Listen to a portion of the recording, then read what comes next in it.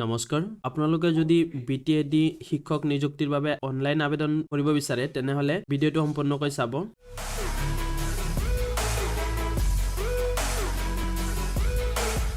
এই ভিডিঅৰ জৰিয়তে আপোনালোকক দেখুৱাব বিচাৰিম কেনেকৈ আপোনালোকে BTET যেটো শিক্ষক নিযুক্তিৰ সাৰ্কুলাৰ দিছে তাত কেনেকৈ আবেদন কৰিব প্ৰথমতে মোৰ চেনেলত ভিজিট কৰিব বা মোৰ এটা ভিডিঅত সোমাই যাব BTET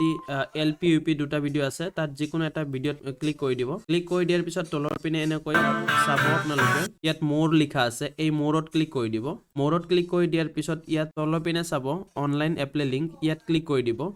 ইয়াত ক্লিক কৰি দিয়াৰ পিছত আপোনালোকে ডাইৰেক্ট ৰেজিষ্ট্ৰেচন কৰা পেজটোত গুচি যাব নাইবা আপোনালোকে এই ওয়েবসাইটটো ভিজিট কৰিব পাৰে education.boroland.govt.in ত ভিজিট কৰি আপোনালোকে তলৰ পিনে চাব এনেকৈ ৰেজিষ্টাৰ হিয়াৰ আছে TET recruitment for LP and UP ইয়াত ৰেজিষ্টাৰ অপচনটো আছে ইয়াত ক্লিক কৰি দিলে আপোনালোকে সেই পেজটোতে গুচি যাব আপোনালোকে ইয়াতে প্ৰথমতে ৰেজিষ্ট্ৰেচন কৰিব লাগিব ইয়াত নিউ ৰেজিষ্ট্ৰেচন তাৰ পিছত ৰেজিষ্ট্ৰেচন কৰা হোৱাৰ পিছত আপোনালোকে লগইন কৰিব লাগিব আৰু তলৰ পিনে দুটা নোটিফিকেশন দেখা পাইছে এটো লোয়াৰ প্ৰাইমাৰী কাৰণে আৰু এটো আপাৰ প্ৰাইমাৰী কাৰণে দিয়া আছে তো প্ৰথমতে নিউ ৰেজিষ্ট্ৰেচনত ক্লিক কৰি দিব লাগিব ইয়াত এৰটোত ক্লিক কৰি দিব ক্লিক কৰি দিয়াৰ পিছত ইয়াত নামটো ভৰাব ইমেইল আইডি দিব ফোন নম্বৰ দিব পাসওয়াৰ্ড এটা বনাই দিব আপোনালোকে আৰু হেতু কনফাৰ্ম পাসওয়াৰ্ড বনাই ইয়াত ৰেজিষ্টাৰত ক্লিক কৰি দিব লাগিব ক্লিক কৰি দিয়াৰ পিছত এটা OTP আহিব আপোনালোকে OTP টো সাবমিট কৰাৰ পিছত এনেকৈ এপ্লাই ফৰ ভ্যাকেন্সি ইয়াত ক্লিক কৰি দিলেও হ'ব নাইবা ওপৰত ড্যাশবোৰ্ড আছে ইফানে এপ্লাই বুলি অপচন এটা আছে ইয়াত ক্লিক কৰি দিলে হ'ব এপ্লাইত ক্লিক কৰি দিয়াৰ পিছত এনেকৈ দুটা অপচন দেখুৱাব সিলেক্ট কৰি দিয়াৰ পিছত অ্যাসিস্ট্যান্ট টিচাৰ লোয়াৰ প্ৰাইমাৰী আৰু আপাৰ প্ৰাইমাৰী আপোনালোকে যেটো সিলেক্ট কৰিব বিচাৰে এটো সিলেক্ট কৰি ল'ব সিলেক্ট কৰি লোৱাৰ পিছত ইয়াত এপ্লাইত ক্লিক কৰি দিব এপ্লাইত ক্লিক কৰি দিয়াৰ পিছত TET roll number TET certificate number মই যেটো ৰিকুইৰমেন্ট ভিডিও আছিল তাত কিন্তু মই কৈ দিছিলো তলৰ পিনে আছিল এনেকৈ ঠিক এনেকৈ দিব লাগিব এইবোৰ প্ৰথমতে TET ৰোল নম্বৰটো দিব দিছে ইয়াৰ পিছত TET সাৰ্টিফিকেট নম্বৰ এপিনে ৰোল নম্বৰ আছে আৰু এক সাইডে ৰেজিষ্ট্ৰেচন নম্বৰ আছে মই ৰেজিষ্ট্ৰেচন নম্বৰটো ভৰাই দিম যেটো সাৰ্টিফিকেট নম্বৰ নাই তলৰ পিনে first name last name date of birth father name mother name এড্ৰেছটো আপোনালোকে ভিলেজ পোষ্ট অফিচ দিব পাৰে তলৰ পিনে পিন নম্বৰটো দিব ডিস্ট্ৰিক্টটো দিব ষ্টেট দিব মোবাইল নম্বৰ এটা দিব তাৰ পিছত ইমেইল আইডি এটা দি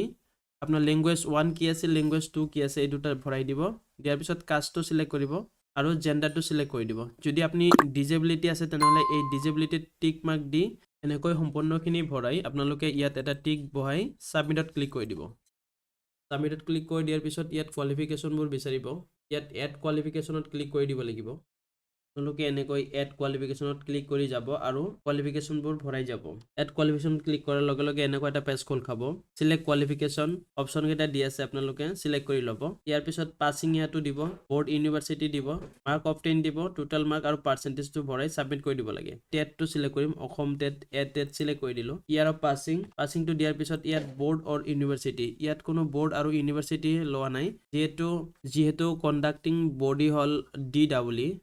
Director of Elementary Education Assam গতিকে মই DW ভৰাই দিছো ভৰাই দিয়াৰ পিছত ইয়াত মাৰ্ক অফ 10 কিমান নম্বৰ পাইছো টোটাল মাৰ্কটো ভৰাই দিছো আৰু পাৰ্চেন্টেজটো ভৰাই দিছো পাৰ্চেন্টেজটো আপোনালোকে উলাই লব আগতে আপোনালোকে যদি টেটৰ পাৰ্চেন্টেজটো ওলাব পৰা নাই তেনেহলে আপুনি যিমান মাৰ্ক পাইছে টেটত এইটোক হৰণ কৰিব 1.5 এৰে তেনেহলে আপোনালোকে পাৰ্চেন্টেজটো পাই যাব এইটো শৰ্টকাট এনেকৈ সাবমিটত ক্লিক কৰি দিব সাবমিটত ক্লিক কৰি দিয়াৰ লগে লগে আপোনাৰ কোৱালিফিকেশনটো সেভ হৈ যাব এনেকৈ সেভ হৈ যাব পিছত আৰু যিমানবোৰ কোৱালিফিকেশন আছে এইবোৰ সিলেক্ট কৰি ল'ব matric higher secondary TET DLED আৰু ডিগ্ৰী এইকেইটা দিবই লাগিব B.Ed টো অপচনাল এনেকৈ গোটেইকেইটা কোৱালিফিকেশন আপলোড কৰি এনেকৈ নেক্সটত ক্লিক কৰি দিব আৰু যদি কোনো ভুল হৈছে তেনেহলে ইফালে ডিলিট অপচন আছে ডিলিটত ক্লিক কৰি নতুনকৈ ভৰাব পাৰিব নাইবা এডিটত অপচনত ক্লিক কৰি এডিট কৰি ল'ব পাৰিব এতিয়া নেক্সটত ক্লিক কৰি দিলো নেক্সটত ক্লিক কৰি দিয়াৰ পিছত আপোনালোকে ডকুমেন্ট কেইটা আপলোড কৰিব লাগিব ইয়াত চাওক দিয়া আছে PNG JPG নাইবা JPEG ফাইল হ'ব লাগে পাসপোৰ্ট ফটোটো আপলোড কৰিবলৈ ইয়াৰ পিছত এডমিট কাৰ্ড এনেকৈ